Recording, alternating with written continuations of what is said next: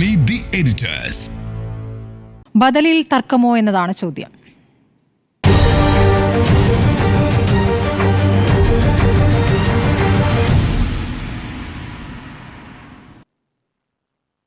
Unni Balakrishnan, CPM സംസ്ഥാന സമ്മേളനം കൊല്ലത്ത് തുടങ്ങുന്ന ദിവസമാണ് പാർട്ടി മുഖപത്രത്തിൽ തുടരൻ ലേഖനത്തിന്റെ ആദ്യ ഭാഗമേ വന്നിട്ടുള്ളൂ. ആദ്യ ഭാഗം BJPക്ക് മണ്ണൊരുക്കുന്ന കോൺഗ്രസ്. അപ്പോൾ ഈ ബദൽ ആരാണ് യഥാർത്ഥ ബദൽ എന്നുള്ള തർക്കത്തിലേക്കാണോ ഇത് എത്തുന്നത്? നോക്കൂ, പിണറായി വിജയൻ്റെ ഇന്നത്തെ ഈ ലേഖനത്തെ നമ്മൾ കാണേണ്ടത് കേരളത്തിൻ്റെ ഒരു കോണ്ടെക്സ്റ്റിൽ വെച്ചിട്ടാണ്. കേരളത്തിൻ്റെ കോണ്ടെക്സ്റ്റ് എന്താണ് യഥാർത്ഥത്തിൽ? CPMൻ്റെ മുഖ്യ എതിരാളി ആരാ ഇവിടെ? കേരളത്തിൽ കോൺഗ്രസ് ആണ്. LDFൻ്റെ മുഖ്യ എതിരാളി UDF ആണ്. അപ്പോൾ അതുകൊണ്ട് കേരളത്തിൻ്റെ ഒരു പശ്ചാത്തലത്തിൽ നമ്മളിനിയിപ്പം 2026 നിയമസഭാ തെരഞ്ഞെടുപ്പ് നടക്കാൻ പോകുന്നു. ഈ വർഷം അവസാനം തദ്ദേശ തെരഞ്ഞെടുപ്പ് നടക്കാൻ പോകുന്നു. നമ്മൾ യഥാർത്ഥത്തിലൊരു തെരഞ്ഞെടുപ്പ് അന്തരീക്ഷത്തിലേക്ക് സംസ്ഥാനം നീങ്ങിക്കൊണ്ടിരിക്കുകയാണ്, സംസ്ഥാന രാഷ്ട്രീയം നീങ്ങിക്കൊണ്ടിരിക്കുകയാണ്. ആ സാഹചര്യത്തിലാണ് പിണറായി വിജയൻ ഇങ്ങനെ ഒരു ലേഖനം എഴുതുന്നത്. ഈ ലേഖനം ഒരു അജണ്ട മുന്നോട്ട് വയ്ക്കാൻ വേണ്ടി മനഃപൂർവ്വമായി തന്നെ പിണറായി വിജയൻ എഴുതിയിട്ടുള്ള ഒരു ലേഖനമാണ്. നോക്കൂ, ഇപ്പോൾ ഞാൻ പറഞ്ഞല്ലോ, കേരളത്തിൽ പ്രധാനമായും മത്സരം നടക്കുന്നത് LDFും UDFും തമ്മിലായിരിക്കുമ്പോഴും ഒരു മൂന്നാം മുന്നണി ഇവിടെ ശക്തിപ്പെട്ടു വരുന്നുണ്ടല്ലോ. ആ മൂന്നാം മുന്നണി എന്ന് പറയുന്നത് BJP നേതൃത്വം കൊടുക്കുന്ന NDA ആണ്. അവരുടെ വോട്ട് ശതമാനം 2024 ലോക്സഭാ തെരഞ്ഞെടുപ്പിൽ നല്ല രീതിയിൽ വളർന്നിട്ടുണ്ട്. അവരിപ്പോൾ 26 നടക്കാനിരിക്കുന്ന നിയമസഭാ തെരഞ്ഞെടുപ്പിൽ ഒരു ഇമ്മീഡിയറ്റ് ത്രെട്ടല്ല. അവരിപ്പം മുഖ്യ പ്രതിപക്ഷമാകാൻ പോകുന്നില്ല, അവർ ഭരണപക്ഷത്തും വരാൻ പോകുന്നില്ല. പക്ഷേ അപ്പോഴും ആ ചേരി മുന്നോട്ട് വയ്ക്കുന്ന ഒരു രാഷ്ട്രീയം കേരളത്തിൽ ശക്തി പ്രാപിക്കുമ്പോൾ മതേതര രാഷ്ട്രീയം ആരാണ് മുന്നോട്ട് വയ്ക്കുന്നത് എന്ന് സംബന്ധിച്ചൊരു തർക്കം നടക്കും. സ്വാഭാവികമായും ആ തർക്കമാണ് പിണറായി വിജയൻ്റെ ഈ ലേഖനത്തിലൂടെ മുന്നോട്ട് വന്നിരിക്കുന്നത്. അതിൻ്റെ ക്ലെയിം ഞങ്ങളാണ് യഥാർത്ഥ മതേതരവാദികൾ എന്ന് പിണറായി വിജയൻ സ്ഥാപിക്കാൻ ശ്രമിക്കുന്നത് കേരളത്തിൻ്റെ സാഹചര്യത്തിലായിരിക്കുന്നത് എന്തുകൊണ്ടാണെന്നാണ് ഞാൻ വിശദീകരിക്കുന്നത്. നോക്കൂ, കേരളത്തിൽ 26% മുസ്ലിം പോപ്പുലേഷൻ എന്ന് പറയുന്നത്. 26%. 18% ക്രിസ്ത്യൻ പോപ്പുലേഷൻ എന്ന് പറയുന്നത്. രണ്ട് വിഭാഗങ്ങളും കൂടി ചേർന്ന് 44% ന്യൂനപക്ഷങ്ങളുള്ളൊരു സംസ്ഥാനമാണ് കേരളം. ഒരു നിയമസഭാ തെരഞ്ഞെടുപ്പിലേക്ക് പോകുമ്പോൾ ഈ 44% വോട്ടെന്ന് പറയുന്നത് എത്ര പ്രധാനമാണ് എന്ന് നമ്മൾ ആലോചിക്കണം. നമുക്കറിയാലോ, 2016 നിയമസഭാ തെരഞ്ഞെടുപ്പിലും 2021 നിയമസഭാ തെരഞ്ഞെടുപ്പിലും കേരളത്തിലെ മുസ്ലിം വിഭാഗങ്ങൾ യഥാർത്ഥത്തിൽ വോട്ട് ചെയ്യുന്നത് ഇടതുപക്ഷത്തിന് അനുകൂലമായിട്ടാണ്. മുസ്ലിം ലീഗിൻ്റെ സ്ഥാനാർത്ഥികൾ ഒഴിച്ചാൽ മിക്കവാറും എല്ലായിടത്തും CPMൻ്റെയോ ഇടതുപക്ഷത്തിൻ്റെയോ സ്ഥാനാർത്ഥികൾക്ക് അവർ വലിയ രീതിയിൽ വോട്ട് ചെയ്തു എന്നുള്ളത് കൊണ്ടാണ് 90 സീറ്റും 99 സീറ്റും ഒക്കെ കിട്ടിയിട്ടുള്ളത്. എന്നാൽ 2019 2024 ആ വോട്ട് കോൺഗ്രസിലേക്ക് തന്നെയാണ് പോയത്. അതിൻ്റെ കാരണം എന്താണെന്ന് വെച്ചാൽ ദേശീയ രാഷ്ട്രീയത്തിൽ കോൺഗ്രസിനെയാണ് ശക്തിപ്പെടുത്തേണ്ടത് എന്ന് മുസ്ലിം വിഭാഗം കരുതുന്നു. അതുകൊണ്ടാണ് 2019 ലോക്സഭാ തെരഞ്ഞെടുപ്പിലും 2024 ലോക്സഭാ തെരഞ്ഞെടുപ്പിലും വലിയ രീതിയിൽ മുസ്ലിങ്ങൾ കോൺഗ്രസിന് അനുകൂലമായിട്ട് വോട്ട് ചെയ്തത്. എന്നാൽ 2016 2021 തങ്ങൾക്ക് അനുകൂലമായി മുസ്ലിം വിഭാഗങ്ങൾ വോട്ട് ചെയ്തിട്ടുണ്ട് എന്ന് മനസ്സിലാക്കുന്ന CPM മുസ്ലിം പ്രീണനം വലിയ രീതിയിൽ നടത്തിയിട്ടുണ്ടല്ലോ. 2024 തെരഞ്ഞെടുപ്പിൽ അതിനു മുമ്പ് എന്തെല്ലാം സമ്മേളനങ്ങൾ CPM നടത്തി അല്ലേ? പാലസ്തീൻ ഇഷ്യൂ ടേക്കപ്പ് ചെയ്തില്ലേ? ഏക സിവിൽ കോഡ് ഇഷ്യൂ ടേക്കപ്പ് ചെയ്തില്ലേ? ആ രീതിയിൽ മുസ്ലിം സമുദായത്തിലേക്ക് ഇൻട്രോഡ് ഉണ്ടാക്കാൻ CPM വലിയ രീതിയിൽ ശ്രമിച്ചെങ്കിലും 2024 ഗുണം അവർക്ക് കിട്ടിയിട്ടില്ല. പക്ഷേ അവിടെ ആ പ്രശ്നം രൂക്ഷമാകുന്നത് എപ്പോഴാണെന്ന് വെച്ചാൽ, അങ്ങനെ ഒരു മുസ്ലിം പ്രീണനവുമായി CPM നിന്നതുവഴി CPMന് പരമ്പരാഗത വോട്ടുകൾ നഷ്ടപ്പെട്ടു. അതൊരു വലിയ പ്രതിസന്ധി ഉണ്ടാക്കി ആ പാർട്ടിക്ക്. കാരണം എന്താ വെച്ചാൽ, ഈഴവ വോട്ടുകൾ BDJS വഴി BJPയിലേക്ക് ഷിഫ്റ്റ് ചെയ്തു. CPM മുസ്ലിം പ്രീണനമാണ് നടത്തിക്കൊണ്ടിരിക്കുന്നതെന്ന് നിരന്തരം വെള്ളാപ്പള്ളി നടേശൻ പറഞ്ഞുകൊണ്ടിരുന്നു. അതിനൊരു ഇഫക്റ്റ് ഉണ്ടാക്കാൻ കഴിഞ്ഞു. അതേപോലെ ദളിത് വിഭാഗങ്ങളുടെ വോട്ട് വലിയ രീതിയിൽ ഷിഫ്റ്റ് ചെയ്തിട്ടുണ്ട്. ഇപ്പോൾ ഈ ചേലക്കരയിൽ BJPക്ക് കിട്ടിയ വോട്ടിൻ്റെ വർധന ശ്രദ്ധിച്ചിട്ടുണ്ടോ? 10,000 വോട്ടിൻ്റെ വർധനയാണ് അവിടെ ഉണ്ടായിരിക്കുന്നത്. അത് ഈ ദളിത് വോട്ടുകളുടെ ഷിഫ്റ്റിംഗ് ആണെന്ന്. അത് പോയിരിക്കുന്നത് ലെഫ്റ്റിൽ നിന്നാണ്. അപ്പോൾ ആ അർത്ഥത്തിൽ പരമ്പരാഗത വോട്ടുകൾ നഷ്ടപ്പെടുന്നു എന്ന് മനസ്സിലാക്കുന്ന CPM വളരെ പെട്ടെന്ന് തന്നെ ആൻറ്റി ലീഗായില്ലേ? മുസ്ലിം തീവ്രവാദം എന്ന് പറയുന്നതും ഭൂരിപക്ഷ തീവ്രവാദവും ഒരുപോലെ തന്നെ ഭയാനകമാണ്, ഭീകരത പ്രവർത്തനമാണ് എന്ന് CPM പറഞ്ഞില്ലേ? ലീഗിനെ SDP-യും ജമാഅത്തുമായുള്ള ബാന്ധവത്തിൻ്റെ പേരിൽ വിമർശിച്ചില്ലേ? ആ രീതിയിലൊരു നിലപാട് മാറ്റമുണ്ടായല്ലോ. പക്ഷേ 2026 നിയമസഭാ തെരഞ്ഞെടുപ്പിലേക്ക് പോകുമ്പോൾ ഞാൻ ഈ പറഞ്ഞ കണക്ക് വളരെ പ്രസക്തമാണ്. കാരണം നിങ്ങൾ ആലോചിച്ച് നോക്കിയേ, മലബാറിൽ കാസർഗോഡ് മുതൽ പാലക്കാട് വരെയുള്ള 60 മണ്ഡലങ്ങൾ എടുത്താൽ എല്ലാ മണ്ഡലങ്ങളിലും, എല്ലാ നിയമസഭാ മണ്ഡലങ്ങളിലും 25% മുകളിലാണ് മുസ്ലിം പോപ്പുലേഷൻ എന്ന് പറയുന്നത്. 25% എബോവ് ആണ്. അത് മലപ്പുറത്ത് സ്റ്റാഗറിംഗ് ആണ്. 60-62% ഒക്കെയാണ് ഓരോ മണ്ഡലങ്ങളിലും ഉള്ളത്. അങ്ങനെ വരുമ്പോൾ ഈ പറയുന്ന 60 സീറ്റുകളിൽ കഴിഞ്ഞ പ്രാവശ്യം 22 സീറ്റുകളാണ് UDF കിട്ടിയിട്ടുള്ളത്. ബാക്കി ഏതാണ്ട് 38 സീറ്റുകളും ഇടതുപക്ഷത്തിനാണ് ലഭിച്ചത്. ആ വിജയം ആവർത്തിക്കണമെങ്കിൽ ഈ മുസ്ലിം വിഭാഗത്തെ കൂട്ടത്തിൽ നിർത്തണ്ടേ? അപ്പം എന്താണ് പറയേണ്ടത്? മതതീവ്രവാദത്തെ, മതേതരത്വത്തിന് വിരുദ്ധമായ രാഷ്ട്രീയത്തെ അതിശക്തമായി എതിർക്കുന്നത് ഞങ്ങളാണ് BJP വിരുദ്ധ രാഷ്ട്രീയ ചേരി, കോൺഗ്രസ് അല്ല എന്ന് സ്ഥാപിക്കേണ്ടത് പിണറായി വിജയൻ്റെയും CPMൻ്റെയും ആവശ്യമാണെന്നേ. തെക്കൻ കേരളത്തേക്ക് എടുത്ത് നോക്കൂ, തിരുവിതാംകൂറും കൊച്ചിയും എടുത്ത് നോക്കിക്കോളൂ. 80 മണ്ഡലങ്ങളുണ്ട്. ഈ 80 മണ്ഡലങ്ങളിൽ തൃശ്ശൂർ, ആലപ്പുഴ, കൊല്ലം, തിരുവനന്തപുരം ഈ ജില്ലകളിലൊക്കെ മുസ്ലിം പോപ്പുലേഷൻ വളരെ പ്രധാനമാണ്. അതുപോലെ ഇടുക്കി, കോട്ടയം, പത്തനംതിട്ട, എറണാകുളം, തൃശ്ശൂർ ക്രിസ്ത്യൻ പോപ്പുലേഷൻ വളരെ പ്രധാനമാണ്. ഈ വോട്ടുകൾ നിർണായകമാണ്. അപ്പോൾ ന്യൂനപക്ഷങ്ങൾക്കെതിരായി വരുന്നൊരു രാഷ്ട്രീയത്തെ ചെറുത്തുകൊണ്ടിരിക്കുന്ന യഥാർത്ഥ പ്രസ്ഥാനം തങ്ങളുടേതാണെന്ന് വരുത്തി തീർക്കേണ്ട ആവശ്യം പിണറായി വിജയനുണ്ട്. ആ രാഷ്ട്രീയ അജണ്ടയാണ് പിണറായി വിജയൻ ഇന്ന് ഈ ലേഖനത്തിലൂടെ മുന്നോട്ട് വെച്ചിരിക്കുന്നത്. നോക്കൂ, 2016 നിയമസഭാ തെരഞ്ഞെടുപ്പിന് പോകുന്നതിന് തൊട്ട് മുമ്പ് ഞാൻ പിണറായി വിജയൻ ഇൻ്റർവ്യൂ ചെയ്യുന്നുണ്ട്. പിണറായി വിജയൻ ആ ഇൻ്റർവ്യൂവിൽ ആദ്യം തന്നെ പറയുന്നൊരു കാര്യം, തദ്ദേശ തെരഞ്ഞെടുപ്പിൽ വലിയ രീതിയിൽ 2015 CPM നേട്ടമുണ്ടായി. ആ വിജയം ചൂണ്ടിക്കാണിച്ചുകൊണ്ട് അദ്ദേഹം അന്ന് പറഞ്ഞൊരു കാര്യം വെച്ചാൽ കേരളത്തിൻ്റെ മതനിരപേക്ഷ മനസ്സ് ഇപ്പോൾ ഇടതുപക്ഷത്തോടൊപ്പമാണ് എന്നാണ്. ആ വാക്ക് തന്നെയാണ് ഉപയോഗിച്ചിരിക്കുന്നത്. മതനിരപേക്ഷ മനസ്സ് എന്ന് പറഞ്ഞാൽ ന്യൂനപക്ഷങ്ങളാണ്, പ്രത്യേകിച്ച് മുസ്ലിങ്ങളാണ്. കാരണം തദ്ദേശ വകുപ്പ് തെരഞ്ഞെടുപ്പിൽ വലിയ രീതിയിൽ നേട്ടമുണ്ടാക്കാൻ ഞങ്ങൾക്ക് കഴിഞ്ഞത് ഞങ്ങളോടൊപ്പമില്ലാത്തൊരു വിഭാഗം ഞങ്ങൾക്ക് അനുകൂലമായി വോട്ട് ചെയ്തു എന്നുള്ളതാണ്. അപ്പം അത് കൃത്യമായി പറയുന്നത് ലീഗിന് വോട്ട് കൊടുത്തിട്ടുണ്ടാവും, പക്ഷേ ബാക്കി എല്ലാ സ്ഥലങ്ങളിലും മുസ്ലിങ്ങൾ വോട്ട് ചെയ്തിട്ടുള്ളത് CPM-നാണ്. ആ വിഭാഗത്തെ ഉൾച്ചേർക്കുന്നതിനും അവരെ കൂട്ടത്തിൽ നിർത്തുന്നതിനും വേണ്ടി അന്ന് പിണറായി വിജയൻ ഉപയോഗിച്ചൊരു വാക്കാണ് മതനിരപേക്ഷ മനസ്സെന്നുള്ളത്. അതേ അജണ്ടയാണ് 2026 പോകുന്നതിന് മുമ്പ് 25 പിണറായി വിജയൻ സെറ്റ് ചെയ്യുന്നത്.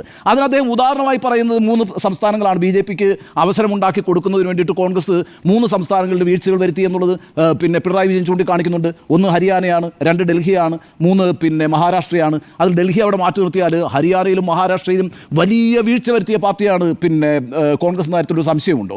ഹരിയാനയിൽ എന്താ സംഭവിച്ചത്? ഭയങ്കര ആൻറ്റി ഇൻകംബൻസിയാണ്. ഇങ്ങോട്ടേക്ക് എല്ലാം വരുമെന്ന് പറഞ്ഞ് തീരുമാനിച്ചുകൊണ്ടിരുന്നു. എന്നിട്ട് എല്ലാ കാര്യങ്ങളും ഭൂപീന്ദർ സിംഗ് ഹൂഡയ്ക്ക് അങ്ങ് വിട്ടുകൊടുത്തു.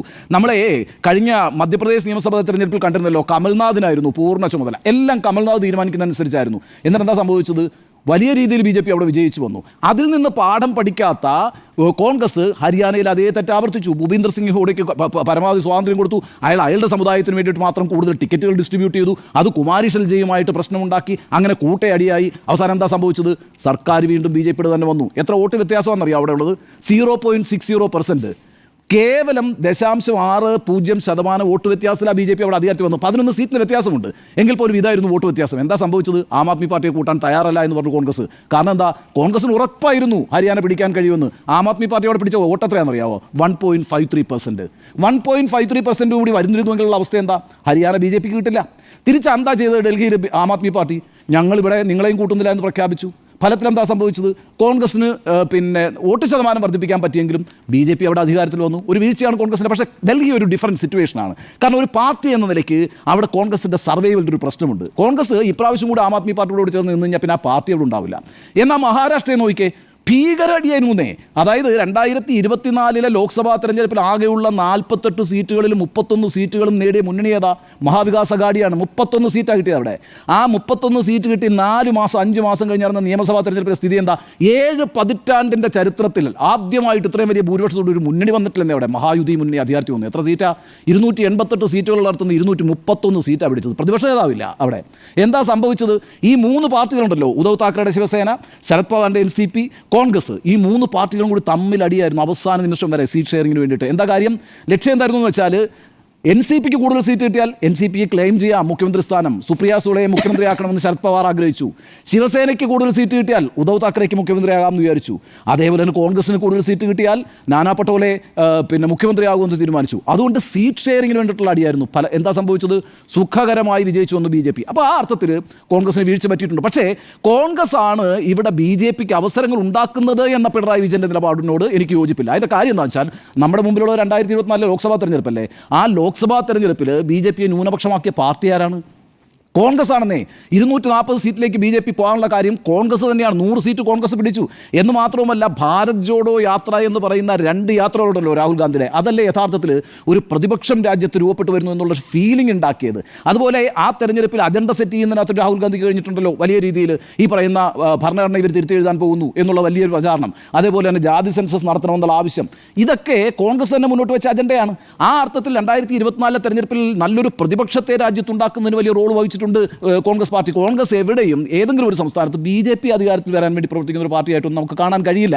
അത് പക്ഷേ ഞാൻ നേരത്തെ സൂചിപ്പിച്ചതുപോലെ പിണറായി വിജയൻ ഇവിടെ അവതരിപ്പിക്കുന്നത്, ഇവിടെ കോൺഗ്രസിനെ തന്നെയാണ് പിണറായി വിജയൻ നേരിടേണ്ടത്, CPM നേരിടേണ്ടത്. അവിടെ മതന്യൂനപക്ഷ വിഭാഗങ്ങളുടെ വോട്ട് വളരെ പ്രധാനമാണ്. അതുകൊണ്ട് BJP-യുടെ രാഷ്ട്രീയത്തെ ഏറ്റവും നന്നായി ചെറുക്കുന്നത് ഞങ്ങളാണ് എന്ന് സ്ഥാപിച്ചേ മതിയാകൂ ഈ ന്യൂനപക്ഷ വോട്ടുകൾ CPM അടുത്ത തവണ കിട്ടണമെങ്കിൽ. കാരണം ഇപ്പോൾ തന്നെ പിണറായി വിജയൻ അറിയാം, CPM അറിയാം, 2024 തെരഞ്ഞെടുപ്പിന് ശേഷം CPM ഓരോ നേതാക്കളും നടത്തിയിട്ടുള്ള പ്രസ്താവനകൾ ന്യൂനപക്ഷങ്ങളെ, പ്രത്യേകിച്ച് മുസ്ലിങ്ങളെ ആ പാർട്ടിയിൽ നിന്ന് അകറ്റിയിട്ടുണ്ട്. അത് പരിഹരിച്ചേ പറ്റൂ. ഞാനൊരു കാര്യം പറയാം. ഇപ്പോൾ 2026 നടക്കാൻ പോകുന്ന നിയമസഭാ തെരഞ്ഞെടുപ്പിലുണ്ടല്ലോ, ഈ പറയുന്ന ഈഴ വോട്ടുകൾ അത് BDJസിലൂടെ BJP സമാഹരിച്ചിട്ടുണ്ട്. ആ വോട്ടുകൾ, അങ്ങോട്ട് പോയ വോട്ടുകൾ തിരിച്ച് ഇടതുപക്ഷത്തേക്ക് തന്നെ വരും. നിയമസഭാ തെരഞ്ഞെടുപ്പിൻ്റെ ഒരു പ്രത്യേകത അതാണ്.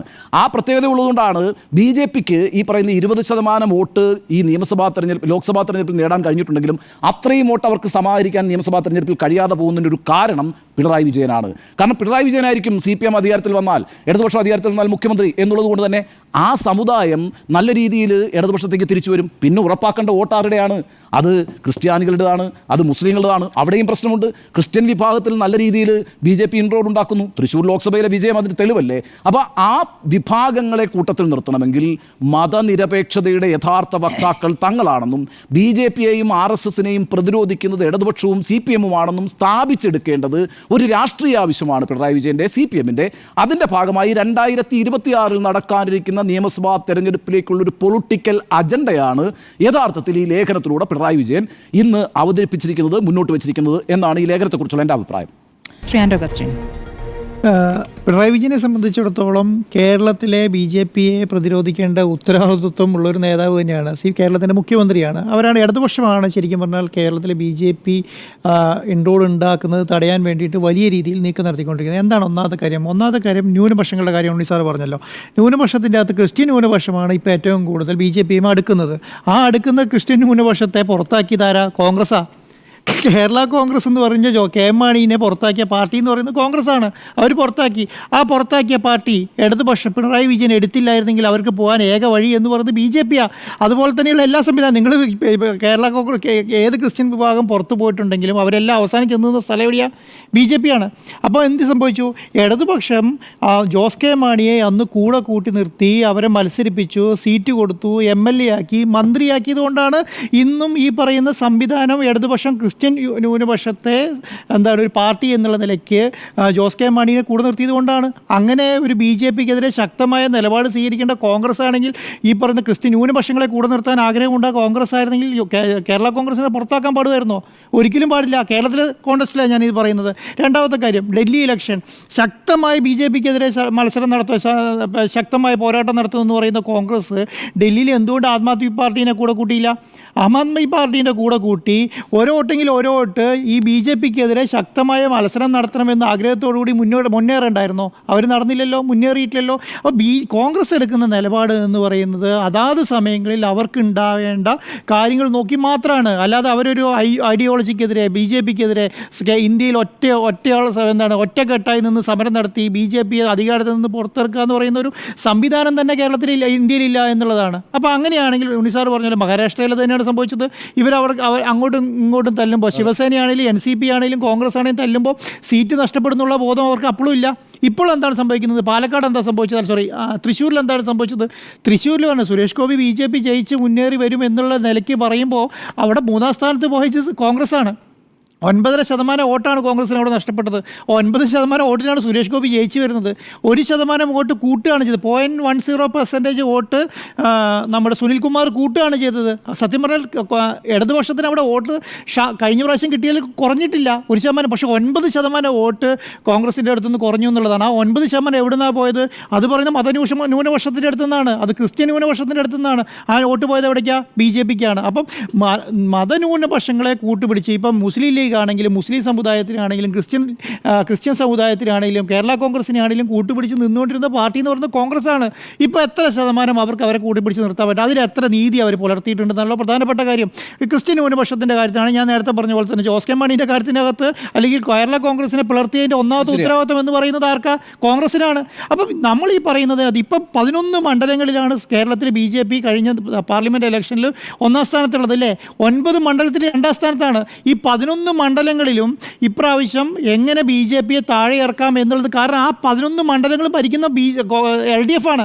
LDFൻ്റെ MLAമാരാണ് ഈ 11 മണ്ഡലങ്ങളിലുള്ളൂ. ഒരു സ്ഥലത്ത് പോലും ആരില്ല, UDFൻ്റെ MLAമാരില്ല. അപ്പോൾ അവരെ സംബന്ധിച്ചിടത്തോളം, CPMനെ സംബന്ധിച്ചിടത്തോളം, പിണറായി വിജയനെ സംബന്ധിച്ചിടത്തോളം ഇവരെ ആ അധികാരത്തിലേക്ക് വരാതെ, ആ സീറ്റുകളൊന്നും നഷ്ടപ്പെടാതെ ആ അധികാരത്തിൽ നിൽക്കേണ്ട ഉത്തരവാദിത്വം എന്ന് പറയുന്നത് അവരെ സംബന്ധിച്ചിടത്തോളമാണ്. അത് CPMനെ സംബന്ധിച്ചിടത്തോളമാണ്, കോൺഗ്രസിനെ സംബന്ധിച്ചിടത്തോളം അല്ല. അപ്പോൾ അവർ ചെയ്യുന്ന കാര്യം എന്താണ്? അവർ ചെയ്യുന്നത് ഞങ്ങൾ ശക്തമായി BJPക്കെതിരെ ഫൈറ്റിന് ഇറങ്ങുകയാണ് എന്നുള്ളൊരു മെസ്സേജ് കേരളത്തിലെ ന്യൂനപക്ഷങ്ങൾക്കും പ്രത്യേകിച്ച് മുസ്ലിം ന്യൂനപക്ഷങ്ങൾക്കും ക്രിസ്ത്യൻ ന്യൂനപക്ഷങ്ങൾക്കും കൊടുക്കുക എന്നുള്ളത് അവരെ സംബന്ധിച്ചുള്ള അവരുടെ ഉത്തരവാദിത്തമാണ്. അല്ലെങ്കിൽ എന്ത് സംഭവിക്കും? ഈ സീറ്റുകളെല്ലാം അവരിൽ നഷ്ടപ്പെടും. ഈ സീറ്റുകൾ നഷ്ടപ്പെട്ടാൽ മൂന്നാമതിരിക്കുന്ന കോൺഗ്രസ് അല്ല ജയിക്കാൻ പോകുന്നത് മനസ്സിലാക്കണം. ഈ കേരളത്തിലുള്ള 11 സീറ്റുകൾ നഷ്ടപ്പെട്ടാലും 11 സീറ്റും പോകാൻ പോകുന്നത് കോൺഗ്രസ് വിജയിച്ച് വരാൻ പോകുന്നില്ല. അവിടെ വിജയിച്ച് വരാൻ പോകുന്ന ആരാണ്? BJP ആണ്. അപ്പോൾ എന്താണ്, അറ്റ്ലീസ്റ്റ് ഈ 11 മണ്ഡലത്തിലെ മുസ്ലിം ന്യൂനപക്ഷങ്ങളെയോ ക്രിസ്ത്യൻ ന്യൂനപക്ഷങ്ങളെയോടും പറയേണ്ടത് എന്താണ്? നിങ്ങൾ ഇടതുപക്ഷത്തിന് വോട്ട് ചെയ്തില്ലെങ്കിൽ ഇവിടെ വിജയിക്കാൻ പോകുന്നത് ആരാണ്? ഇവിടെ വിജയിക്കാൻ പോകുന്നത് BJP ആണെന്നുള്ള ശക്തമായ മെസ്സേജാണ് ഇന്ന് പിണറായി വിജയൻ കൊടുത്തിരിക്കുന്നതാണ്. അതിന് അദ്ദേഹം ഉയർത്തിയ കാരണമെന്ന് പറയുന്നത് ഡൽഹിയിലെ ഇലക്ഷനെ കുറിച്ചും മഹാരാഷ്ട്ര ഇലക്ഷനെ കുറിച്ചും പറയുന്നത് കോൺഗ്രസ് എടുക്കുന്ന ഇരട്ടത്താപ്പിനെ കുറിച്ചിട്ടാണ് പറയുന്നത്. ഇങ്ങനെയാണ് കോൺഗ്രസ് ചെയ്തുകൊണ്ടിരിക്കുന്നത്. ഓരോ സമയം ഓരോ നിലപാടുകളാണ്. ആ നിലപാടുകളനുസരിച്ച് കേരളത്തിൽ മുന്നോട്ട് പോയിട്ടുണ്ടെങ്കിൽ കേരളത്തിൻ്റെ നിയമസഭയിൽ BJPൻ്റെ അംഗങ്ങൾ ഇരിക്കുമെന്നുള്ളത് മനസ്സിലാക്കിക്കൊണ്ട് തന്നെയാണ് പറയുന്നത്. അത് ഒരിക്കലും ആരും വിചാരിക്കുന്നില്ല. കോൺഗ്രസിൻ്റെ നേതാക്കന്മാർ ഈ സമയം വരെ വിചാരിക്കുന്നില്ല. അങ്ങനെ ഒരു മൈൻഡ് സെറ്റുള്ള കോൺഗ്രസിൻ്റെ നേതാക്കന്മാരാണെങ്കിൽ ആ സമയം എന്ത് തീരുമാനിച്ചാൽ ഇവർ മുഖ്യമന്ത്രിക്ക് അടിയുണ്ടാക്കില്ല, ഇവർ KPCC പ്രസിഡന്റിന് വേണ്ടി അടിയുണ്ടാക്കില്ല. ശക്തമായ പാർട്ടി നിലപാട് സ്വീകരിച്ച് ശക്തമായ നിയമസഭാ ഇലക്ഷനിലേക്ക് പോകും. അവിടെ ന്യൂനപക്ഷങ്ങളുടെ വോട്ട് എങ്ങനെ കൂട്ടി നിർത്താം എന്ന് അവർ തീരുമാനിക്കില്ലേ?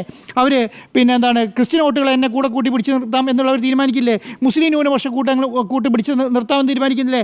ഈ പറഞ്ഞ ഈഴവ വോട്ടുകൾ BJPയിൽ നിന്ന് കോൺഗ്രസിൽ നിന്നും CPIയിൽ നിന്നും പോയ വോട്ടുകൾ തിരിച്ച് എങ്ങനെ സംഘടപാഠത്തിലേക്ക് വരാം എന്ന് തീരുമാനിക്കില്ലേ? കഴിഞ്ഞ പ്രാവശ്യം ഞാൻ ഉണ്ണിസാർ നേരത്തെ പറഞ്ഞ പോലെ തന്നെ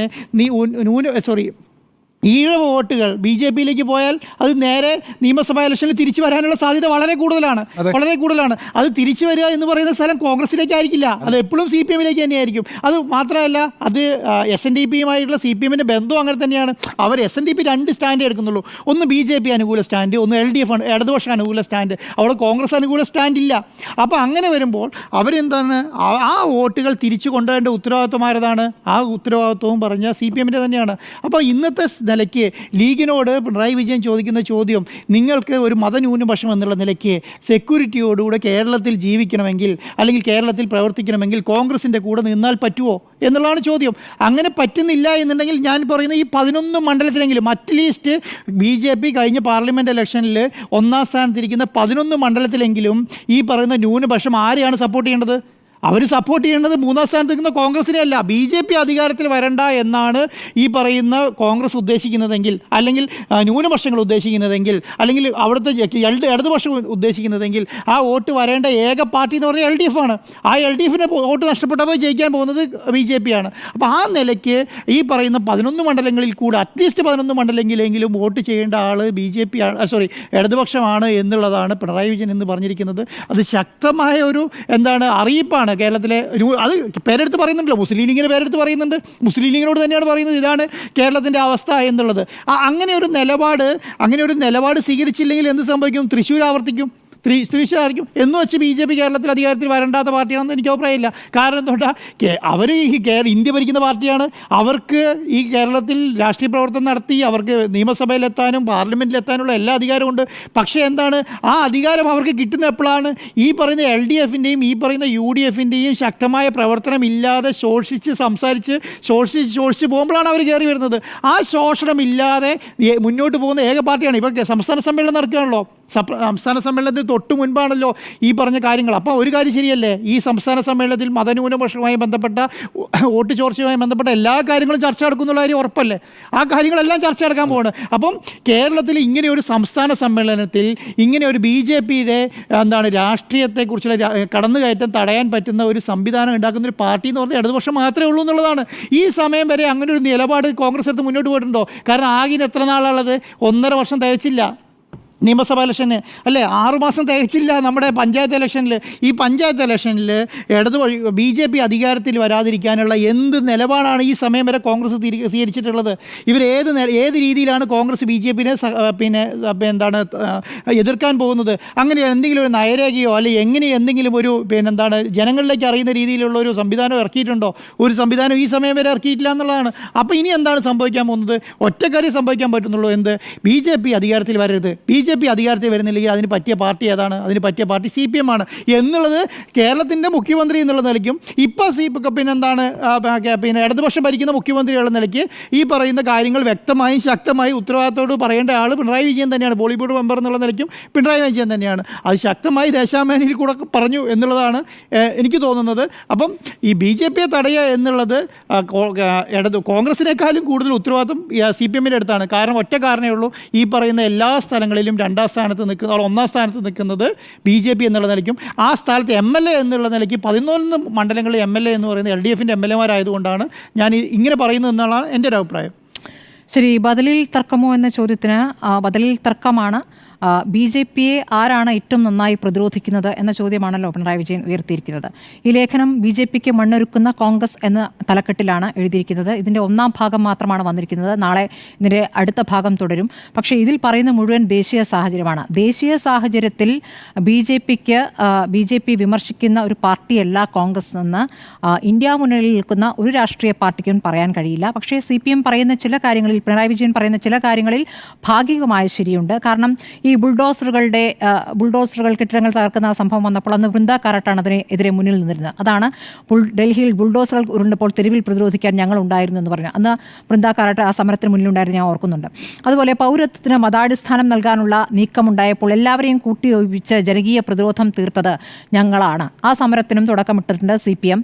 ഇവിടെ ആ സമരത്തിൽ ഇവിടുത്തെ മുസ്ലിം ന്യൂനപക്ഷത്തെ കൂടെ കൂട്ടാനുള്ള ശ്രമങ്ങൾ ഇവിടെ ഉണ്ടായിട്ടുണ്ട്. ആ തരത്തിൽ അവരതിനോട് സഹകരിക്കുകയും ചെയ്തിട്ടുണ്ട്. അങ്ങനെയാണ് സമസ്തയിൽ തന്നെ ഒരു വിഭാഗത്തെ ഇങ്ങോട്ടേക്ക് അടുപ്പിക്കാനൊക്കെ കഴിഞ്ഞിട്ടുള്ളത്. അതിൽ CPMനോടൊരു വിശ്വാസം ആ ഘട്ടത്തിൽ മുസ്ലിം ന്യൂനപക്ഷത്തിനുണ്ടായിരുന്നു. പക്ഷേ പിന്നീടുള്ള ഘട്ടത്തിൽ അത് മാറുന്ന സാഹചര്യം ഉണ്ടായിട്ടുണ്ട്. നമുക്ക് ദേശീയ സാഹചര്യത്തിലേക്ക് നോക്കുകയാണെങ്കിൽ രാഹുൽ ഗാന്ധി എന്ന രാഷ്ട്രീയ നേതാവ് എത്രത്തോളം BJPക്ക് എതിരായി അവിടെ വിമർശനങ്ങൾ ഉയർത്തുന്നു, ഈ ലോക്സഭാ തെരഞ്ഞെടുപ്പിൽ അദ്ദേഹം മുന്നോട്ട് വെച്ച മുദ്രാവാക്യങ്ങൾ എത്രത്തോളം ആ തെരഞ്ഞെടുപ്പിൽ മോദിയുടെ സ്വാധീനം കുറയ്ക്കുന്നതിന് സാഹചര്യം ഒരുക്കിയിട്ടുണ്ട് എന്നുള്ള കാര്യം നമുക്കറിയാവുന്നതാണ്. കോൺഗ്രസിന് 100 സീറ്റ് എന്നതിലേക്ക് എത്താൻ കഴിഞ്ഞത് തന്നെ യഥാർത്ഥത്തിൽ ആ തരത്തിലുള്ള പ്രതിരോധം ശക്തമായി നിന്നതുകൊണ്ടാണ്. രാഹുലിൻ്റെ 2 യാത്രകൾ, ആ 2 യാത്രകൾ രാജ്യത്തുടനീളം നടന്ന യാത്രയാണ്. ആ യാത്ര കേരളത്തിലെത്തിയപ്പോൾ ആ യാത്രയോട് BJP വിരുദ്ധ യാത്രയോടുള്ള CPMൻ്റെ സമീപനം എന്തായിരുന്നു? കേരളത്തിലെത്തിയപ്പോൾ മറ്റൊരു സമീപനമായിരുന്നു. ദേശീയ തലത്തിൽ മറ്റൊരു സമീപനം.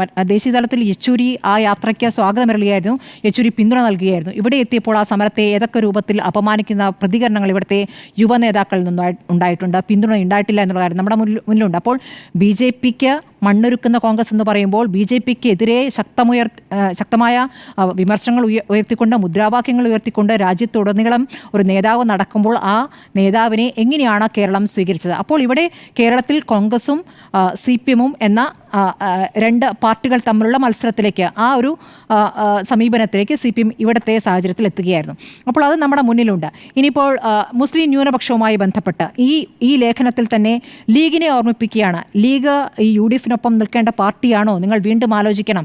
ഈ കാര്യങ്ങൾ കഴിഞ്ഞ ലോക്സഭാ തെരഞ്ഞെടുപ്പ് സമയത്തും ഉയർത്തിയിട്ടുള്ളതാണ്. CPM ആവർത്തിച്ച് പറഞ്ഞിട്ടുള്ളതാണ്. ലീഗിനെ മുസ്ലിം പാർട്ടിയായി കാണുന്നില്ല, അല്ലെങ്കിൽ വർഗീയ പാർട്ടിയായി കാണുന്നില്ല എന്ന് ആവർത്തിച്ച് പറഞ്ഞിരുന്ന ഒരു സാഹചര്യം നമ്മൾ ലോക്സഭാ തെരഞ്ഞെടുപ്പിൽ കണ്ടതാണ്. യഥാർത്ഥ മതനിരപേക്ഷ പാർട്ടികൾക്ക് കോൺഗ്രസിനെ വിശ്വസിക്കാനാകുമോ?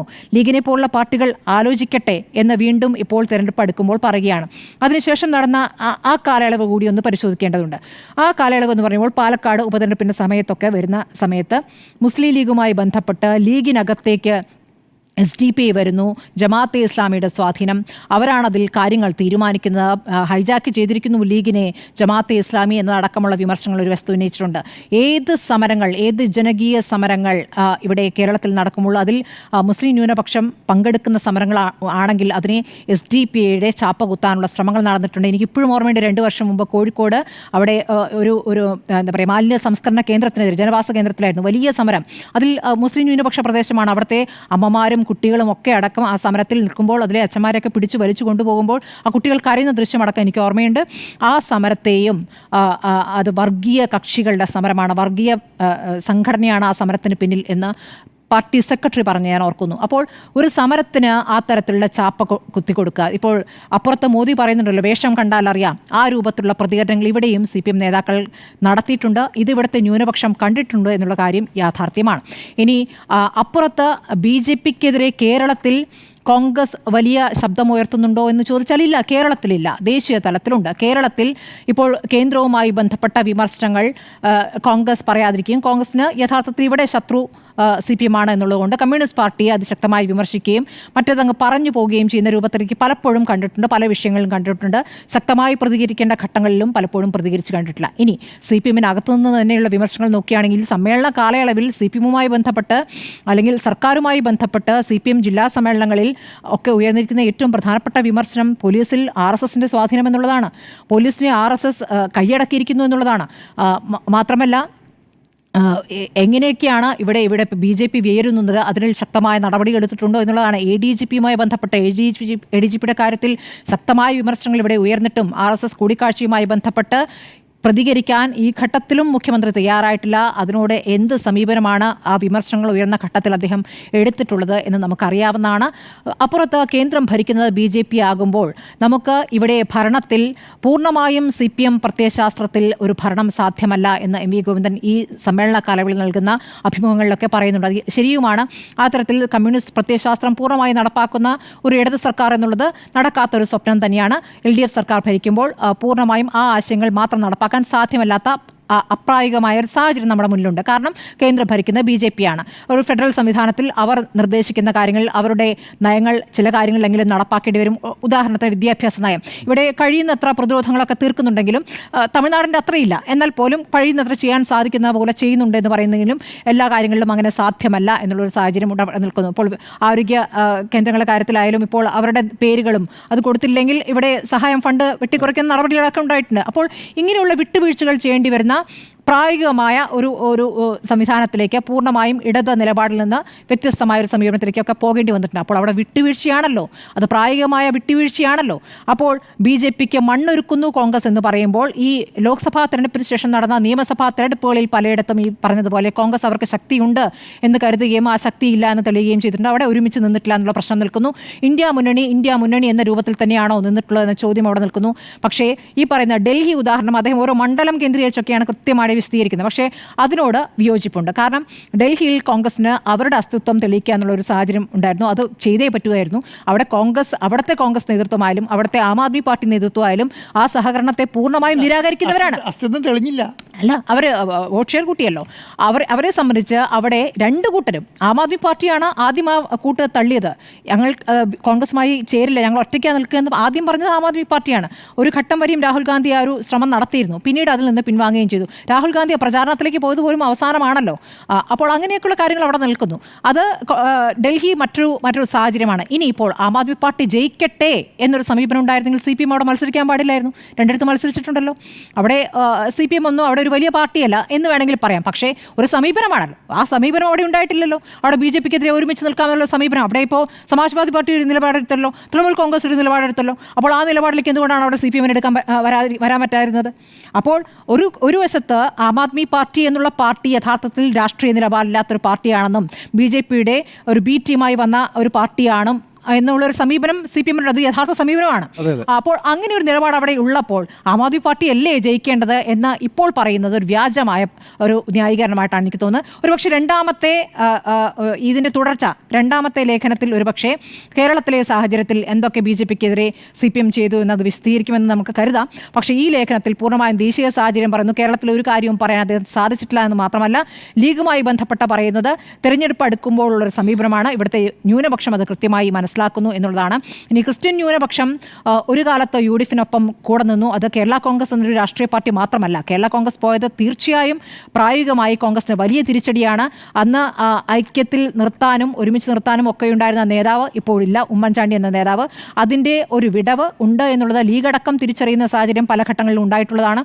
അപ്പോൾ ആ ഒരു സമീപനത്തിലേക്ക് കൂടുതൽ പോകാനുള്ള ബദൽ നയങ്ങൾ അപ്പുറത്തൊന്നും AICC മുന്നോട്ട് വയ്ക്കുന്നു എന്നാണ് ഞാൻ മനസ്സിലാക്കുന്നത്. പുതിയ വിവരമനുസരിച്ച് AICC കൃത്യമായി ഇവിടെ നിർദ്ദേശം കൊടുത്തിട്ടുണ്ട്. ഇവിടെ രമേശ് ചെന്നിത്തല, VD സതീശൻ ഒരുമിച്ച് പ്രതികരിക്കണം, ഒരുമിച്ച് നേരിടണം സഭയിൽ എന്നുള്ളത്. അതാണ് കഴിഞ്ഞ ദിവസം നമ്മൾ മിസ്റ്റർ ചീഫ് മിനിസ്റ്റർ എന്നുള്ള പ്രതികരണം നമ്മൾ കണ്ടത്.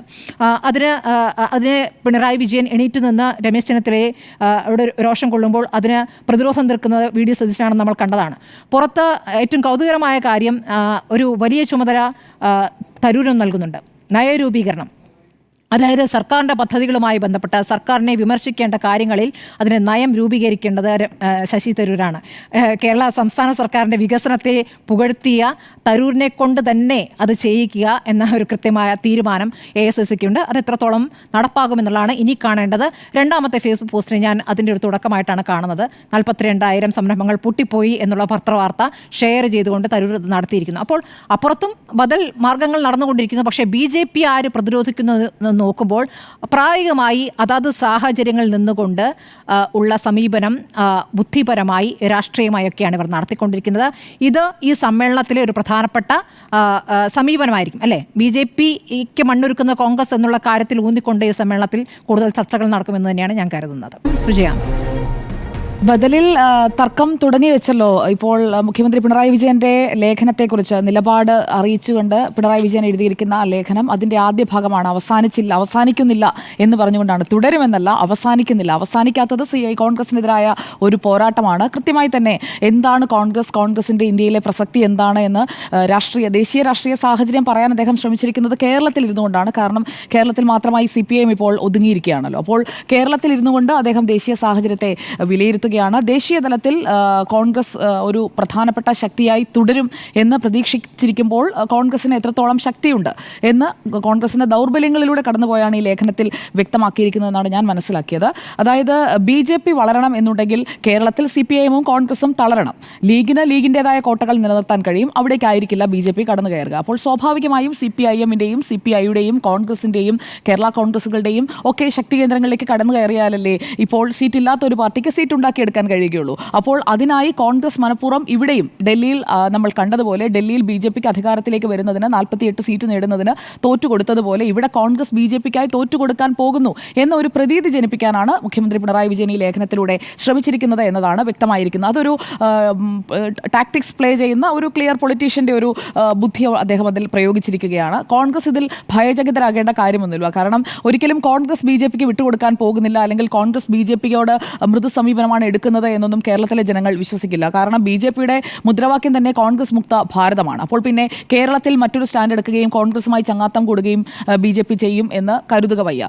ഇനിയിപ്പോൾ അദ്ദേഹം ഉദ്ദേശിച്ചതുപോലെ ഈ കോലീബി സഖ്യമാണെന്നുണ്ടെങ്കിൽ അതിൻ്റെ ആവർത്തനത്തിനും സാധ്യതയില്ല. കാരണം BJP ഓൺ ഇറ്റ്സ് ഓൺ ഇപ്പോൾ തന്നെ ഒരു ഫോർമിഡബിൾ ഫോഴ്സായി രാജ്യത്ത് മാറിക്കഴിഞ്ഞിരിക്കുകയാണ്. തുടർച്ചയായ 3 സർക്കാരുകൾ എന്ന് പറയുന്നത് ഈ ഒരു കാലഘട്ടത്തിൽ കോൺഗ്രസിനൊക്കെ സ്വപ്നം കാണാനേ കഴിയുകയുള്ളൂ. ഇന്ത്യ മുന്നണിക്കും സ്വപ്നം കാണാനേ കഴിയുകയുള്ളൂ. നിലവിൽ പുറത്തുനിന്ന് പിന്തുണയ്ക്കുകയാണെങ്കിലും CPIM-ഉം ഇന്ത്യ മുന്നണിയുടെ ഭാഗമാണല്ലോ. അപ്പോൾ ഇവിടെ കേരളത്തിലെ ഇന്ത്യ മുന്നണിയിലേക്ക് വന്നു കഴിഞ്ഞാൽ കേരളത്തിലെ ഇന്ത്യ മുന്നണിയിലെ ഘടകകക്ഷികളായ CPIM-ഉം കോൺഗ്രസും ഇവിടെ പരസ്പരം ഏറ്റുമുട്ടുകയാണ്. ആ ഏറ്റുമുട്ടലിനിടയിൽ കൃത്യമായി BJP ഒരു സ്ഥലത്തുകൂടി വളരുന്നുണ്ട് എന്നുള്ളത് ഈ ലോക്സഭാ തെരഞ്ഞെടുപ്പ് നിരീക്ഷിച്ച എല്ലാവർക്കും മനസ്സിലാകുന്ന കാര്യമാണ്. അതായത് നേരത്തെ ആൻഡ്രൂ സാർ സൂചിപ്പിച്ചതുപോലെ 11 സീറ്റുകളിൽ 1-ാം സ്ഥാനത്തും 8 സീറ്റുകളിൽ 2-ാം സ്ഥാനത്തും എത്തുക, ഒരു ലോക്സഭാ തെരഞ്ഞെടുപ്പിൽ എത്തുക എന്ന് പറയുന്നത് ഒരു ചെറിയ കാര്യമല്ല. അതായത് നിയമസഭയിൽ അവർക്ക് ഒരു സീറ്റ് പോലും ഇല്ലാതിരിക്കുമ്പോൾ ലോക്സഭയിലേക്ക് അവർക്ക് ഒരു സീറ്റ് നേടിയെടുക്കാൻ കഴിയുന്നു. അതും 75,000-ഓളം വരുന്ന ഭൂരിപക്ഷം എന്ന് പറയുന്നത് അത് ഒരു മികച്ച വിജയം തന്നെയായി കണക്കാക്കേണ്ടതുമാണ്. അതിൽ പല ഫാക്ടേഴ്സും പ്ലേ ചെയ്തിട്ടുണ്ട്. അതായത് ക്രിസ്ത്യൻ വോട്ടുകളുടെ വരവടക്കം പല കാര്യങ്ങളും സംഭവിച്ചിട്ടുണ്ട്. അപ്പോൾ നേരത്തെ കണ്ട ഒരു കോണ്ടെക്സ്റ്റിൽ ഇനി BJPയെ കണ്ടാൽ ശരിയാകില്ല എന്നുള്ളത് മുഖ്യമന്ത്രി പിണറായി വിജയന് മനസ്സിലായിട്ടുണ്ട്. മാധ്യമങ്ങൾക്ക് എത്രത്തോളം മനസ്സിലായിട്ടുണ്ട് എന്നത് എനിക്കറിയില്ല. അപ്പോൾ ആ രീതിയിൽ തന്നെ തുറന്നെതിർക്കാൻ, അല്ലെങ്കിൽ ഞങ്ങളാണ് BJPക്കെതിരായ പോരാട്ടം നയിക്കുന്നത്, ആരാണ് BJPക്കെതിരായ യഥാർത്ഥ പോരാളി, ആ പോരാളി താനാണ്, CPIM-ന്റെ LDF സർക്കാരിൻ്റെ ക്യാപ്റ്റനായ താൻ തന്നെയാണ് ആ പോരാളി എന്ന് സ്ഥാപിക്കാൻ മുഖ്യമന്ത്രി ശ്രമിക്കുന്നത് ഈ വരികൾക്കിടയിൽ നോക്കിക്കഴിഞ്ഞാൽ മനസ്സിലാക്കാൻ കഴിയും. ഒരുപക്ഷെ ഈ ലേഖനത്തിൻ്റെ തുടർച്ച എന്ന് പറയുന്നത് കേരളത്തിലെ കോണ്ടെക്സ്റ്റ് മാത്രം നിർത്തിക്കൊണ്ടുള്ള ഒന്നാകാനാണ് സാധ്യതയെന്നാണ് ഇത് വായിച്ചു വരുമ്പോൾ മനസ്സിലാക്കാൻ സാധിക്കുന്നത്. ഇനി കോൺഗ്രസ് ഏറ്റെടുത്ത റോൾ, ദേശീയ തലത്തിൽ കോൺഗ്രസ് ഏറ്റെടുത്ത റോൾ എന്താണ്? BJPയെ തകർക്കുക, അല്ലെങ്കിൽ BJP 3-ാം വട്ടവും അധികാരത്തിൽ എത്താതിരിക്കുക. അതിനുവേണ്ടിയാണല്ലോ ഇന്ത്യ മുന്നണി രൂപം കൊണ്ടത്. ആ ഇന്ത്യ മുന്നണിയുടെ രൂപീകരണം നടന്ന ജൂൺ മാസം മുതൽ ഇങ്ങോട്ടുള്ള കാലയളവിൽ സംസ്ഥാന തെരഞ്ഞെടുപ്പുകൾ വന്നു. സംസ്ഥാന തെരഞ്ഞെടുപ്പുകൾ വന്നപ്പോൾ ഈ മുന്നണി സംവിധാനത്തെ ആകെ ശിഥിലീകരിക്കുന്ന ഒരു നിലപാടെടുത്തത് കോൺഗ്രസ് ആണ്. എത്ര പറഞ്ഞു കഴിഞ്ഞാൽ ഇപ്പോൾ ഡൽഹിയിൽ ആം ആദ്മി പാർട്ടിയാണ് ആദ്യം കോൺഗ്രസുമായി ചേർന്ന് പോകുന്നില്ല എന്ന് തീരുമാനിച്ചത് എന്ന് പറഞ്ഞാൽ അതിന് മുൻപ് നടന്ന സംസ്ഥാന തെരഞ്ഞെടുപ്പുകളിൽ കോൺഗ്രസ് എടുത്ത ടേക്ക് എന്തായിരുന്നു? ഇന്ത്യ മുന്നണി അവിടെ ഇരിക്കട്ടെ, സംസ്ഥാന തെരഞ്ഞെടുപ്പുകൾ കഴിഞ്ഞതിന് ശേഷം നമുക്ക് മുന്നണിയുമായി മുന്നോട്ട് പോകാം എന്നതായിരുന്നു കോൺഗ്രസിന്റെ നിലപാട്. അപ്പോൾ അവിടെ മുതൽ കോൺഗ്രസ് എടുത്തത് ഒരു റോങ് റൂട്ടാണ് എന്നതാണ് എൻ്റെ പക്ഷം.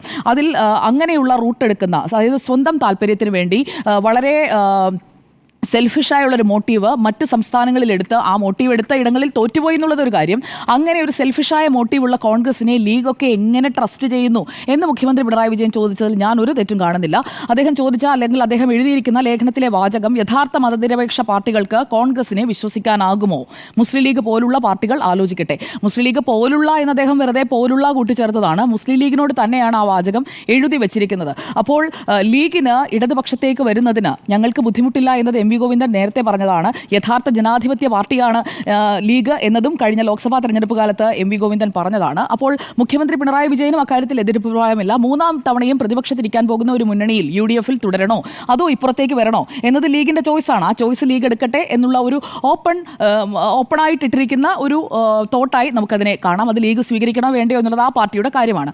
ഇനി VD സതീശൻ ഈ ലേഖനത്തിന് മറുപടി കൊടുക്കാൻ വിളിച്ച വാർത്താ സമ്മേളനത്തിൽ അദ്ദേഹം പറഞ്ഞ ഒരു ചോദ്യമുണ്ട്. അതായത് എവിടെയാണ് കോൺഗ്രസ് വിട്ടുവീഴ്ച ചെയ്തത്? കോൺഗ്രസ് എവിടെയാണ് വിട്ടുവീഴ്ച ചെയ്യാത്തത്? കോൺഗ്രസ് വിട്ടുവീഴ്ച BJP-യോടുള്ള വിട്ടുവീഴ്ച എന്ന് പറയുമ്പോൾ BJP-ക്കെതിരായ പോരാട്ടത്തിൽ അണിനിരക്കുന്ന ആളുകളെ എല്ലാവരെയും പല സ്ഥലത്തേക്ക് 4 കോണിലേക്കും ചിതറിത്തെറിപ്പിച്ചത് കോൺഗ്രസ് ആണ്. ഒരു നേതൃത്വം എന്ന് പറയുന്നത് രാഹുൽ ഗാന്ധിക്കോ കോൺഗ്രസിനോ ഇന്ത്യ മുന്നണിയിൽ എടുക്കാൻ കഴിയുന്നില്ല എന്നത് ഇന്ത്യ മുന്നണിയിലെ 4 കക്ഷികളെങ്കിലും ഓപ്പണായി പറഞ്ഞ അഭിപ്രായമാണ്. മമതാ ബാനർജിയെ പകരം കൊണ്ടുവരണം എന്നുള്ള അഭിപ്രായം ഉയർന്നത് ഇതേ ഇന്ത്യ മുന്നണിയിൽ നിന്നാണ്. അതായത് ഇപ്പോൾ ചിനു ആച്ചബയുടെ ഒരു നോവലുണ്ട് തിങ്സ് ഫോൾ അപ്പാർട്ട്. അപ്പോൾ centre cannot hold things fall apart എന്നാണ് അതിലെ ഒരു വാചകം. അതുപോലെ തന്നെയാണ് നേതൃസ്ഥാനത്ത് നിൽക്കുന്ന നടുക്ക് നിൽക്കുന്ന കോൺഗ്രസിന് ഈ എല്ലാ കാര്യങ്ങളും ചേർത്ത് പിടിക്കാൻ കഴിയുന്നില്ല എന്നുണ്ടെങ്കിൽ ചിതറിത്തെറിച്ചു പോകും. ആ ശിഥിലീകരണമാണ് ഇന്ത്യ മുന്നണിക്ക് സംഭവിക്കുന്നത്. കൂടുതൽ പരാജയങ്ങളിലേക്ക് ആ മുന്നണിയെ കൊണ്ടുപോകാനും പോകുന്നത്.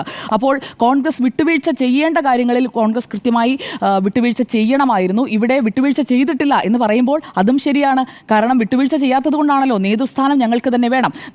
5 സംസ്ഥാനങ്ങളിലെ നിയമസഭാ തെരഞ്ഞെടുപ്പ് നടന്നപ്പോൾ അവിടെ ഇന്ത്യ മുന്നണി വേണ്ട, നമുക്ക് പരസ്പരം ഏറ്റുമുട്ടാം, പ്രാദേശികമായി നമുക്ക് മത്സരമാകാം എന്ന തീരുമാനമൊക്കെ എടുക്കുന്നത് കോൺഗ്രസ് ആണ്. മറ്റു പാർട്ടികൾ എടുത്തിട്ട് കോൺഗ്രസിനോട് ആവശ്യപ്പെടുകയില്ല. മമതാ ബാനർജി ബംഗാളിൽ ലോക്സഭാ തെരഞ്ഞെടുപ്പിലെ പറഞ്ഞു ഞങ്ങൾ ഒറ്റയ്ക്കാണ് മത്സരിക്കുന്നത്, മുന്നണി സംവിധാനത്തിൽ മത്സരിക്കാൻ താല്പര്യമില്ല. അത് അവരുടെ സ്റ്റാൻഡാണ്. കാരണം അവർക്ക് ഉറപ്പുണ്ട്, അവർക്ക് ആ കോൺഫിഡൻസ് ഉണ്ട്, ഞങ്ങൾക്ക് BJP-യെ എതിരിട്ടുകൊണ്ട് വിജയത്തിലേക്ക് വരാൻ കഴിയും. അത് അവർ പ്രൂവ് ചെയ്യുകയും ചെയ്തു. ആ ഒരു ഗ്രിപ്പൊന്നും എന്തായാലും കോൺഗ്രസിന് ദേശീയ രാഷ്ട്രീയത്തിൽ ഇല്ല എന്നത് കോൺഗ്രസ് തിരിച്ചറിയണമായിരുന്നു. ഇനിയിപ്പോൾ ബീഹാർ അടക്കം തെരഞ്ഞെടുപ്പ് വരുമ്പോൾ ഈ സീറ്റിന്റെ കാര്യത്തിലൊക്കെ ബഹളവും വാശിയും വെക്കാതെ കൃത്യമായി ഒരു സീറ്റ് ധാരണയിലെത്തി ഒന്നിച്ചു പോവുക എന്നതാണ് ഇനിയുള്ള തെരഞ്ഞെടുപ്പുകളിൽ കോൺഗ്രസ് ചെയ്യേണ്ടത്. പിന്നെ VD സതീശൻ പറഞ്ഞ ഒരു പോയിന്റ് കറക്റ്റാണ്. ഫാസിസ്റ്റ് സർക്കാരാണോ നരേന്ദ്രമോദി സർക്കാർ? അതൊരു ചോദ്യമാണല്ലോ. ആ ചോദ്യത്തിൽ ഇപ്പോഴത്തെ ഫാസിസം അല്ല, ഫാസിസത്തോട് അല്ലെങ്കിൽ അങ്ങനെ പറഞ്ഞുള്ള ഒരു ഒഴുക്കൻ നിലപാടിലേക്ക് CPIM എത്തിയിട്ടുണ്ട് എന്നത് കോൺഗ്രസിന് കൃത്യമായി കിട്ടിയിരിക്കുന്ന ഒരു ആയുധമാണ്. അത് VD സതീശൻ ഇന്നത്തെ വാർത്താ സമ്മേളനത്തിലും പറയുന്നുണ്ട്. അദ്ദേഹം പറഞ്ഞത് BJP ഫാസിസ്റ്റ് പാർട്ടിയല്ല എന്ന നിലപാടെടുത്ത CPIM ആണ് കോൺഗ്രസിന് ക്ലാസ് എടുക്കുന്നത് എന്നുള്ളതാണ്. അതിനുള്ള മറുപടി ഒരുപക്ഷെ അടുത്ത ദിവസം അല്ലെങ്കിൽ അടുത്ത ഈ ലേഖനത്തിന്റെ തുടർച്ചയിൽ മുഖ്യമന്ത്രി പിണറായി വിജയൻ ഉൾപ്പെടുത്തുമായിരിക്കും. ഇനി ഉണ്ണിസർ പറഞ്ഞതുപോലെ CPIM ഇപ്പോൾ കേരളത്തിൽ മാത്രമാണല്ലോ റെലവന്റ്. അതുകൊണ്ട് നമുക്ക് കേരളത്തിലെ കോണ്ടെക്സ്റ്റിലേക്ക് പൂർണ്ണമായിട്ടും വരാം. ഇവിടെ BJP-യെ നേരിട്ട് എതിർത്താലേ മുസ്ലിം വോട്ട് കിട്ടൂ എന്നുള്ളതാണല്ലോ കോൺഗ്രസും CPIM നേരിടുന്ന ഏറ്റവും പ്രധാനപ്പെട്ട പ്രശ്നം. അപ്പോൾ മുസ്ലിം വോട്ട് സമാഹരണം മാത്രമാണ് ലക്ഷ്യം എന്നുള്ളത് പ്രഖ്യാപിച്ചു കഴിഞ്ഞാൽ മറ്റു വോട്ടുകൾ ഉണ്ടല്ലോ, മറ്റു വോട്ടുകൾ എല്ലാം കൂടി ചേർന്ന് വരുന്ന ഒരു സാഹചര്യത്തെക്കുറിച്ച് കൂടി കാണാതെ പോകരുത് എന്നുള്ളതാണ്. തൃശ്ശൂരിൽ അത് സംഭവിച്ചിട്ടുണ്ട്.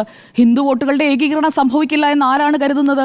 ഈഴവ വോട്ടുകൾ കൃത്യമായി BJP-യിലേക്ക് വന്നതെങ്ങനെയാണ്? അപ്പോൾ ഒരു ഭാഗത്ത് മുസ്ലിം പ്രീണനവും മുസ്ലിം വോട്ടുകളുടെ ഏകീകരണവും മതനിരപേക്ഷ വോട്ടുകളാണ് ഞങ്ങൾക്ക് വേണ്ടത് എന്ന് പറഞ്ഞുകൊണ്ടുള്ള ഒരു വാദവുമായി പോകുമ്പോൾ ഇപ്പുറത്ത് ഹിന്ദു വോട്ടുകളുടെ ഏകീകരണം സംഭവിക്കുമെന്നുള്ളത് മറ്റ് സംസ്ഥാനങ്ങളിൽ കണ്ടതുപോലെ കേരളത്തിൽ ഇന്നല്ലെങ്കിൽ നാളെ സംഭവിക്കാനിരിക്കുന്ന യാഥാർത്ഥ്യമാണ്. അതുകൊണ്ട് 60 സീറ്റുകളെങ്കിലും, ഇവിടെ സീറ്റ് കണക്കുകൾ പറഞ്ഞതുകൊണ്ട് 60 സീറ്റുകളിലെങ്കിലും ശക്തമായ ത്രികോണ മത്സരത്തിനായിട്ടുള്ള എല്ലാ സാധ്യതയും BJP-ക്കുണ്ട് എന്നതാണ് നിലവിലെ വിവിധ മണ്ഡലങ്ങളിലെ ഡാറ്റ അല്ലെങ്കിൽ സ്റ്റാറ്റിസ്റ്റിക്സ് എടുത്ത് നോക്കുമ്പോൾ നമുക്ക് മനസ്സിലാക്കാൻ കഴിയുന്നത്. അതായത് മതാടിസ്ഥാനത്തിൽ നോക്കിക്കഴിഞ്ഞാൽ, സമുദായാടിസ്ഥാനത്തിൽ നോക്കിക്കഴിഞ്ഞാൽ, BJP-യുടെ വോട്ട് വളർച്ച പഞ്ചായത്ത് അടിസ്ഥാനത്തിൽ നോക്കിക്കഴിഞ്ഞാൽ കൃത്യമായി നമുക്ക് മനസ്സിലാക്കാൻ കഴിയുന്നത് 60 മണ്ഡലങ്ങളിലെങ്കിലും ത്രികോണ പോരാട്ടം നടക്കാനായിട്ടുള്ള എല്ലാ സാധ്യതയും നിലനിൽക്കുന്നു എന്നുള്ളതാണ്. അതുകൊണ്ടാണ് ഇപ്പോൾ ഇടതുപക്ഷമായാലും കോൺഗ്രസ് ആയാലും BJP-യുടെ വളർച്ചയിൽ ഡെസ്പറേറ്റ് ആണ്. അവർക്ക് എന്താണ് ഞങ്ങൾ ചെയ്ത് മറികടക്കേണ്ടത്, അല്ലെങ്കിൽ BJP-യുടെ വളർച്ച തടയുന്നതിന് ഞങ്ങൾ എന്താണ് ചെയ്യേണ്ടത്, കൂട്ടിയിട്ട് കത്തിക്കണോ എന്നൊക്കെ ചോദിക്കില്ലേ, അതുപോലെ എന്താണ് ചെയ്യേണ്ടത് എന്ന കാര്യത്തിൽ ഒരു ധാരണയില്ലാതെ നിൽക്കുന്നു എന്നുള്ളതാണ്. ഇനി ഞാനൊരു എക്സാമ്പിൾ കൂടി പറയാം.